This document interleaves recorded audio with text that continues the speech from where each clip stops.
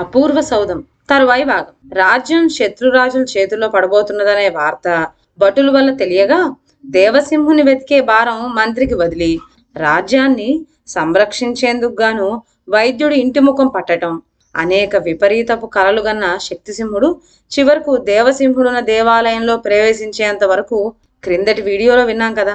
ఆ తర్వాత ఏమైందంటే కుర్రవాన్ని ఎత్తుకొని శక్తిసింహుడు ఆలయంలో అడుగుపెట్టాడు. అయితే కుర్రవాడు శక్తిసింహుణ్ణి సరాసరి దేవసింహుడి వద్దకు తీసుకుపోలేదు. అక్కడి వింతలన్నీ ఒక్కొక్కటే చూపిస్తూ, ఇక్కడికి మాలాంటి పిల్లలు తప్ప ఇంకెవ్వరూ రాకూడదు. మా అమ్మ వచ్చేలోగా మా బంతి మాకిచ్చేసి త్వరగా వెళ్ళిపో అన్నాడు. ఇది వినటంతో శక్తిసింహుడి ఆశ్చర్యం మరింత ఎక్కువైంది. ఏమైనా సరే ఈ దేవాలయ రహస్యం ఏమిటో కలలో తనకు కనిపించినట్లు దేవసింహుడు ఆ లోపల ఉన్నాడో లేడో రూఢి చేసుకొని గాని, అంటే నిర్ధారణ చేసుకొని కానీ, అంటే కన్ఫర్మేషన్ తీసుకొని కానీ పోకూడదు అని నిశ్చయించుకున్నాడు. ఆ నిశ్చయంతో పర్వాలేదులే, మీ అమ్మతో నేను చెప్తాలే అంటూ కుర్రవాడిని లాలించెత్తుకొని ముందుకు సాగిపోయాడు. ఇంతలో సింహాలు, పెద్ద పురులు అరుస్తున్న శబ్దం చెవిన పడింది. ఏమిటి చెప్పమా అని ఆలోచిస్తూ ఉండేటంతలో ఆ పులులు, సింహాలు ఒక్క పరుగున శక్తిసింహుడి వైపు ఎగసి వస్తుండటం కనిపించింది. శక్తిసింహుడు వెనుదిరిగి చూడకుండా పరుగు పుచ్చుకొని ఆలయం వెలుపలకు చేరుకున్నాడు. చంకలో కుర్రవాడు చంకలోనే ఉన్నాడు. అప్పటికీ ధైర్యం చాలలేదు. అక్కడ ఉంటే ఇంకేం ప్రమాదం సంభవిస్తుందోనని కొండ దిగి పోబోయాడు. ఇంతలోకే ఆలయం తలుపులు మూసుకుపోయినాయి. అప్పటికి శక్తిసింహుడు ప్రాణాలు కాస్తంత కుదుటపడినాయి. కొంచెం స్థిమితం చిక్కిన తర్వాత శక్తిసింహుడు ఆ కుర్రవాన్ని అడిగి చూచాడు. ఈ ఆలయం ఏమిటి? దీనిలో ఈ క్రూర మృగాలేమిటి? నువ్వు మీ నేస్తం వాటి మధ్య ఎలా ఉంటున్నారు? ఇంతకు మీ అమ్మ ఎక్కడున్నది అని అడిగాడు. అందుకు ఆ కుర్రవాడు, నాకు మాత్రం ఏం తెలుసు, మేము ఆడుకోవటం కోసం మా అమ్మ వీటిని ఈ గుడిలో పెట్టిపోయింది. వీటితో చక్కగా ఆడుకుంటాం. అయితే మా అమ్మ మటుకి అస్తమానం ఇక్కడ ఉండదు. ఎక్కడికి పెడుతుందో తెలీదు. అప్పుడప్పుడు వచ్చి మమ్మల్ని చూచిపోతూ ఉంటుంది అని బదులు చెప్పాడు కుర్రవాడు. వీళ్ళిలా కూర్చొని మాట్లాడుకుంటూ ఉండగా కొండ దిగువన అలికిడైంది. శక్తిసింహుడు పరీక్షించి చూశాడు. మంత్రి కాదు కదా అని సందేహించాడు. అయినా దగ్గరికి వస్తే తెలిసిపోతుంది కదా అని రెప్పలు వాల్చకుండా చూస్తూ ఉన్నాడు. మరికొంచెం సేపటికల్లా ఆ వస్తున్న వ్యక్తి కొండ సగభాగం ఎక్కాడు. శక్తిసింహుడు లేచి 4 అడుగులు ముందుకు వేసి మరింత పరిశీలనగా చూచాడు. ఆ వస్తున్నది తను అనుకున్నట్లు మంత్రేనని రూఢి అయిపోయింది. అంటే కన్ఫర్మ్ అయిపోయింది. మంత్రి కంట పడకుండా ఏమి జరిగేది తెలుసుకోవాలని శక్తిసింహుడు ఒక పెద్ద బండచాటున దాక్కొని కూర్చున్నాడు. కుర్రవాడు కూడానే ఉన్నాడు. కొంతసేపటికి ఆ బండ ప్రక్కగా ఎవరో నడిచొస్తున్న చప్పుడైంది. ఈ మారు శక్తిసింహుడు స్పష్టంగా చూచాడు. మరెవరో కాదు, మంత్రే వడివడిగా అడుగులేస్తూ దేవాలయం వైపు పోతున్నాడు. ఇదే విధి వైపరీత్యం అంటే. ఇద్దరం ఒకే చోటికి ఎలా చేరుకోగలిగాము? అయినా ఆలయం తలుపులు మూసి ఉన్నవి కదా, అతడు లోపల ఎలా ప్రవేశిస్తాడు అని శక్తిసింహుడు ఆలోచించుకుంటూ ఉండగా ఆలయం తలుపులు తెరుచుకున్న చప్పుడు వినిపించింది. అప్పటికప్పుడే మంత్రి లోపల ప్రవేశించటం, తిరిగి తలుపులు ఎప్పట్లాగా మూసుకుపోవటం జరిగింది. లోపలకు ఎలాగో వెళ్ళాడే కాని ఆ సింహాలు, పులులు బతకనిస్తాయా? మరుక్షణంలో బయటపడి తీరాల్సిందే అనుకుంటూ శక్తిసింహుడు ఆ కుర్రవానితో ఊసులాడుతూ అక్కడే ఉండి మంత్రి రాకకు ఎదురు చూడసాగాడు. ఇక లోపలికి వెళ్ళిన మంత్రి ఆలయంలోని చిత్రాలన్నీ చూచుకుంటూ సింహాలు, పులులు ఉన్న చోటికి చేరుకున్నాడు. వాటిని చూడటంతోనే వణుకు పుట్టింది. కానీ ఎప్పుడైతే ఆ క్రూరముగాలు తన జోలికి రాకుండా వాటి దారిన అవి తిరుగులాడసాగాయో అప్పుడు ఇక పర్వాలేదు అని పూర్తి ధైర్యం చిక్కింది. అలా పోయి మంత్రి దేవసింహుడు ఉన్న చోట చేరాడు. దేవసింహుడు గాఢ నిద్రలో మునిగి ఉన్నాడు. కుర్రవాని ప్రక్కన కూర్చొని ముఖంలోకి పరీక్షగా చూచాడు. కనురెప్పలు బాగా ఉబ్బినాయి. బుగ్గలపైన కన్నీటి చారుకలు కనిపించినాయి. వెక్కి వెక్కి ఏడ్చి అలసి అలా నిద్రపోతున్నాడని గ్రహించాడు. మేల్కొల్పటం మంచిది కాదని తలచి మరికొంత ముందుకు సాగాడు. కొంచెం దూరం పోయేసరికి దేవాలయపు చుట్టూ గోడలు అడ్డు తగిలినాయి. దాటిపోయేందుకు దారి లేదు. తిరిగి దేవసింహుడి దగ్గరికి చేరుకున్నాడు. అప్పటికి దేవసింహుడు నిద్ర నుంచి లేచి ఏదో తీవ్రమైన ఆలోచనలో మునిగిపోయాడు. మనిషి వస్తున్న అలికిడి కావటంతోటే బిత్తరపోయి చూచాడు. తన అపూర్వ సౌధంలో అంతకుముందే పరిచయమై ఉండటం వల్ల దేవసింహుడు మంత్రిని ఇట్టే గుర్తుపట్టాడు. ఇక్కడికి ఎలా వచ్చారు మీరు? మా నేస్తం ఏమయ్యాడు అంటూ ఆత్రంతో ప్రశ్నించాడు దేవసింహుడు. అందుకు మంత్రి, ఎలా వచ్చానో ఏమో నాకే తెలీదు. సరే కాని నేస్తం అన్నావే, ఎవరా నేస్తం అని అడిగాడు. నాకు తోడుగా ఉండి ఆడుకోటానికి మా అమ్మ ఒక కుర్రవాణ్ణి ఇక్కడ ఉంచి వెళ్ళిందిగా. మేము బంతాట ఆడుకుంటూ ఉంటే అది బయట పడిపోయింది. దాన్ని వెతుకుతానని వెళ్ళాడు మా నేస్తం. 2 రోజులైంది, ఇంకా తిరిగి రానేలేదు. ఎక్కడికి పోయాడో ఏమో అన్నాడు దేవసింహుడు విచారంగా. అలాగనా పాపం, పోయి వెతుకుదాం పదా అంటూ మంత్రి దేవసింహుణ్ణి ఎత్తుకొని ఆలయం బయటకొచ్చాడు. అప్పటికింకా శక్తిసింహుడు ఆ కుర్రవానితో ముచ్చట్లాడుతూనే ఉన్నాడు. మంత్రి రావటం అతను గమనించనే లేదు. అయితే మంత్రి మాత్రం అతన్ని చూశాడు.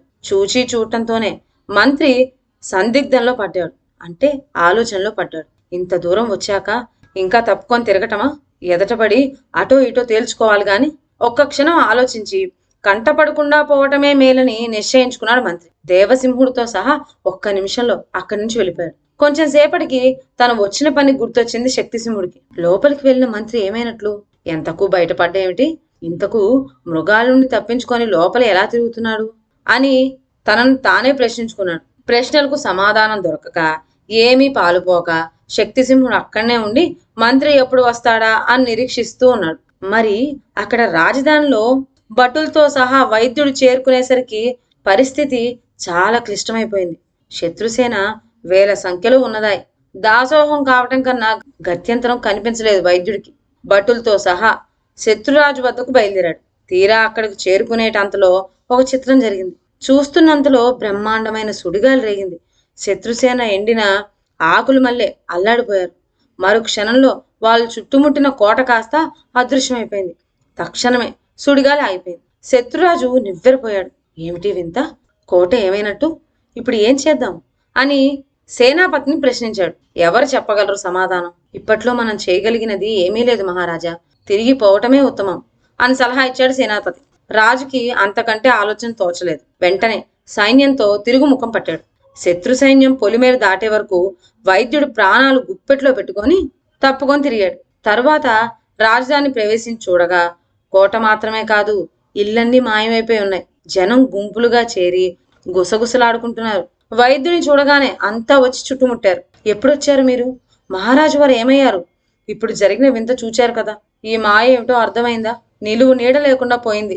ఏమిటి గత్యంతరం అంటూ ప్రశ్నలు కురిపించారు. అందుకు వైద్యుడు, మహారాజు వారి సంగతి నాకు తెలియదు. శత్రుసేన వచ్చి మన రాజ్యాన్ని చుట్టుముట్టారని తెలిసి వచ్చాను. తీరా కథ ఇలా అడ్డం తిరిగింది. అయితే మీరు అధైర్యపడకండి, ఈ మాయ ఏమిటో త్వరలోనే బయటపడుతుంది.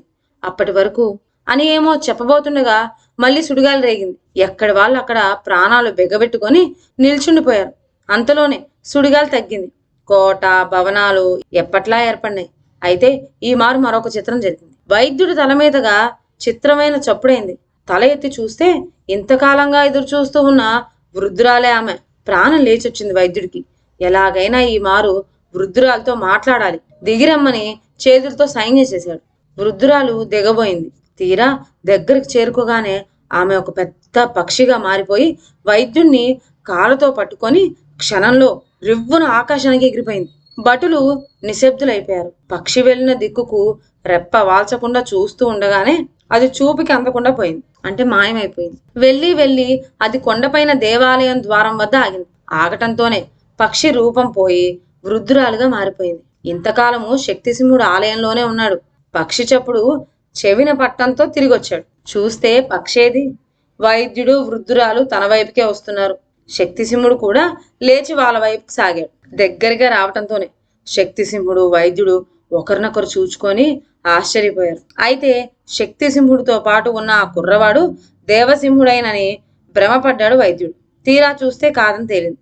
దేవాలయంలో ఉంచిన ఈ కుర్రవాడు బయటకు ఎలా వచ్చాడు? రావటమే కాక పరమ దుర్మార్గుడైన శక్తిసింహుడి చేతిలో ఎలా పడ్డాడు? ఇది చూసి వృద్ధురాలు కూడా ఆశ్చర్యపోయింది. ఇంతకు దేవసింహుడు ఏమైనట్లు? ఈ ప్రశ్నలన్నీ వృద్ధురాల్ని కలవరపరిచినాయి. ఆమె కుర్రవాన్ని చేరదీసుకోబోయింది. అనుమానిస్తూ శక్తిసింహుడు వాణ్ణి కిందకు దించాడు. వృద్ధురాలు ఆ కుర్రవాన్ని చంకనెత్తుకొని చెరచెరా ఆలయం వైపోయింది. వైద్యుడు శక్తిసింహుడు ఆమె వెళ్ళిన దిక్కుకే చూస్తూ నిలబడిపోయారు. మరో క్షణంలో ఆలయం తలుపులు తెరుచుకోవడం, వృద్ధురాలు లోపల ప్రవేశించగా తలుపులు ఎప్పట్లాగా మూసుకొని పోవడం జరిగింది. తర్వాత శక్తిసింహుడు వైద్యుడు సావాకాశంగా కూర్చొని మాట్లాడుకున్నారు. మంత్రిని తను కలుసుకున్నది మొదలు అప్పటి వరకు జరిగిన చిత్రాలన్నీ వైద్యుడు శక్తిసింహుడితో పూసగుచ్చినట్లు చెప్పేశాడు. అంతా వింటుంటే శక్తిసింహుడు ఆలోచనలు పరిపరి విధాలా పోయినాయి. దేవసింహుడు బ్రతికే ఉన్నాడా? రాజ్యం శత్రురాజు చేతుల్లో పడి కూడా తిరిగి దక్కిందా? ఇన్ని జరిగినా మంత్రి దేవసింహుడు ఏమైనారో తెలియనే లేదా? ఈ చిత్రాలన్నీ నమ్మలేకపోయాడు శక్తిసింహుడు. చివరకు అతడు వైద్యుడి పాదాలపైన పడి, నన్ను క్షమించండి, ఇన్ని కష్టాలకు కారకుని నేనే. నా పాపాలకు ప్రతిఫలంగా సంసారంలో కలిగిన ఛిద్రాలు మీకు తెలియనే తెలుసు. పైగా ఇప్పుడు నేను అనుభవిస్తున్న యమయాతన ఏమి చెప్పుకునేది? ఎలాగైనా దేవసింహుడి జాడ తెలుసుకోండి. మంత్రి ఏమైనాడో ఆచూకీ తీయండి. మంత్రి ఏ పాపము ఎరగడు, నిర్దోషి. రాజ్యాన్ని నేను ఏనాడో ప్రజలకు వదిలేశాను. నా చిట్టి తండ్రి దేవసింహుణ్ణి తెచ్చి పట్టాభిషేకం చేయించండి. వాడికి తల్లిదండ్రులు లేని కొరత మీరు మంత్రే తీర్చాలి. ఇంతటి పాపభారంతో నేను మళ్ళీ ప్రజలకు అంటపడటం వట్టి మాట. ఎలాగో ఇక్కడనే కాలం వెలబుచ్చుతా, ఆశీర్వదించండి అంటూ వలవలా ఏడ్చాడు. వైద్యుడి గుండె నీరైంది. శక్తిసింహుడికి ధైర్యం చెబుతూ, రాజా, దేవసింహుడి ఆజూకి మనకు చిక్కదు. అందుకు అమానుష శక్తులు కలిగిన ఆ వృద్ధురాలే సమర్థురాలు కనుక వెళ్ళి ఆమెనే ఆశ్రయిద్దాం అని ఊరడించాడు. అయితే గుడి తలుపులు మూసి ఉండటం చేత వృద్ధురాల కోసం వాళ్ళు అక్కడనే ఉండి ఎదురు చూడవలసి వచ్చింది. తలవని తలంపుగా వచ్చిన ఈ మార్పు శక్తిసింహుడిలో అలాగే నిలిచి ఉంటుందా? ఇంతకు దేవసింహుడు మంత్రి ఏమైనట్లు? వృద్ధురాల వల్ల శక్తిసింహుడికి ఏమైనా సహాయం లభిస్తుందా? ఈ ప్రశ్నలన్నిటికీ జవాబు నెక్స్ట్ వీడియోలో విందాం. అంతవరకు సెలవు. నా ఛానల్లోని కథలు మీకు నచ్చినట్లయితే నా ఛానల్ను లైక్ చేసి సబ్స్క్రైబ్ చేయండి. షేర్ చేయడం మర్చిపోవద్దు. కొత్త కథల నోటిఫికేషన్ కోసం బెల్ ఐకాన్ ప్రెస్ చేయండి. Thank you.